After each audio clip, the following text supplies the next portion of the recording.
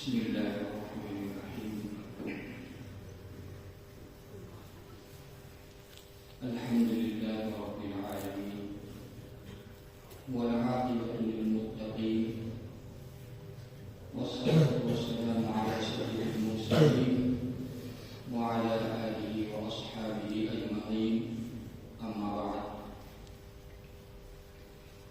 قال النبي صلى الله عليه وسلم: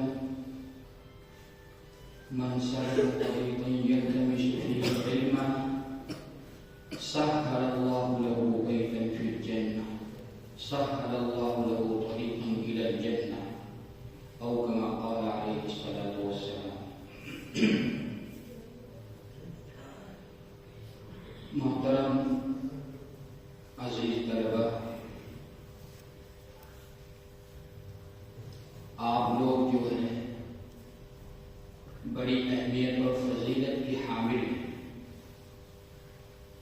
اللہ رب العزت نے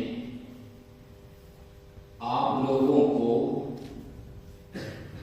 اپنے دین کے لیے اور اپنے کلام کے لیے چن لیا ہے.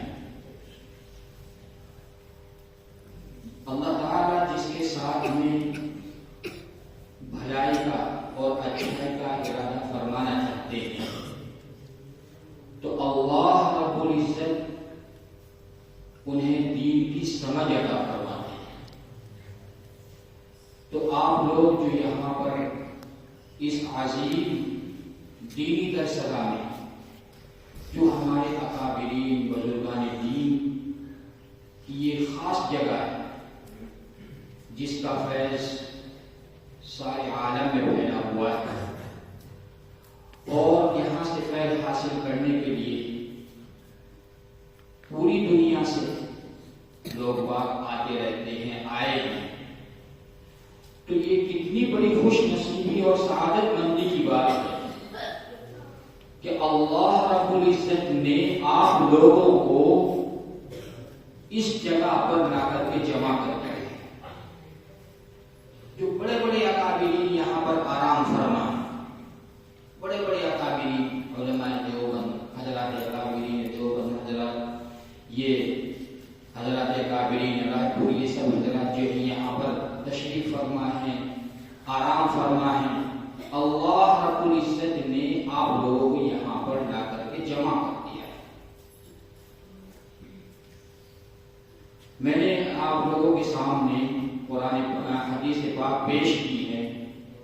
من سلک طریقا یلتمس فیہ علما، کہ جو علم دین حاصل کرنے کے لیے کہیں پر جائے گا حاصل کرنے کے لیے، تو اللہ رب العزت اس کے لیے جنت کا راستہ آسان فرما دیں گے. آپ لوگ علم دین حاصل کرنے کے لیے آئے، قرآن پاک کا علم حاصل کرنے کے لیے آئے، بڑے خوش نصیب ہیں آپ لوگ. کثیر بن قیس رحمت اللہ علیہ فرماتے ہیں کہ میں ایک مرتبہ دمشق کی جامع مسجد میں بیٹھا ہوا تھا. حضرت ابو درداء رضی اللہ عنہ وہاں پر تشریف فرماتے، جو بہت جلیل القدر صحابی. ایک شخص آیا اور وہ کہنے لگا کہ میں مدینہ منورہ سے آیا ہوں اور معلوم ہوا ہے کہ آپ کے پاس ایک حدیث اس کا علم حاصل کرنے کے لیے، اس کو لینے کے لیے میں یہاں پر آیا ہوں. کہاں سے؟ مدینہ منورہ سے. کہاں؟ ملک شام میں. اتنی دور علم حاصل کرنے کے لیے وہ گئے. اس پر حضرت ابو درداء رضی اللہ عنہ نے یہ ارشاد فرمایا کہ اگر آپ کا ارادہ صرف یہی ہے، خالص علم دین حاصل کرنے کے لیے آئے ہو، کوئی اور ارادہ نہیں ہے، کوئی اور مقصد نہیں ہے، تو اللہ آپ کے لیے جنت کے راستے کو آسان فرما دے گا. اور دنیا کی ساری چیز آپ کے لیے یعنی طالب علم کے لیے دعا کرتی ہے. یہاں تک کہ سمندر میں مچھلیاں بھی دعا کرتی ہیں. فرشتے محبت میں اپنے پروں کو آپ لوگوں کے نیچے بچھاتے ہیں، مسلتے ہیں شفقت کے طور پر، تو کتنی عظیم چیز ہے آپ لوگ، اس لیے اپنے کو کمتر نہیں سمجھنا۔ اللہ نے دیکھو آپ کے ساتھی بھی ہوں گے آپ کے گاؤں میں، آپ کے رشتے داروں میں، محلے میں، ان کے خاندان میں، وہ لوگ جو ہیں آپ کے جو ساتھی ہیں وہ وہیں پر ہیں، لیکن اللہ نے آپ کو ان سے الگ کر کے یہاں پر لا کر کے جمع کر دیا، تو یہ اللہ کا خاص فضل و کرم ہے۔ اس لیے اللہ کا شکر ادا کرو کہ اللہ نے اپنے کلام کے لیے اور اپنے دین کے لیے آپ لوگوں کو منتخب کیا ہے، چنا۔ تو اس پر اللہ کا شکر ادا کریں اور محنت کریں، اور آپ کے اساتذہ جس طرح سے کہیں اس کی اتباع کریں، فرما برداری کریں۔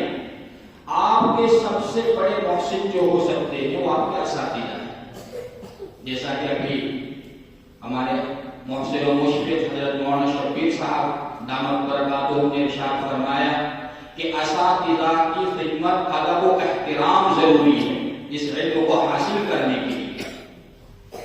تو ادب و احترام اور خدمت، جتنا ادب و احترام استاذ کا ہوگا اتنا ہی زیادہ آپ کے علم میں زیادتی اور نور پیدا ہوگا، برکت پیدا ہوگی۔ اس لیے اپنے اساتذہ کی قدر کرو، اور جس طرح سے وہ کہیں اس طرح سے بات مان کر کے اپنی محنت پہ لگے رہو۔ اللہ تعالیٰ آپ لوگوں کو علم نافع عطا فرمائے اور آپ کے ذہنوں کو کشادہ فرمائے، اور دین کی خدمت کے لیے اللہ تعالیٰ آپ کو قبول فرمائے۔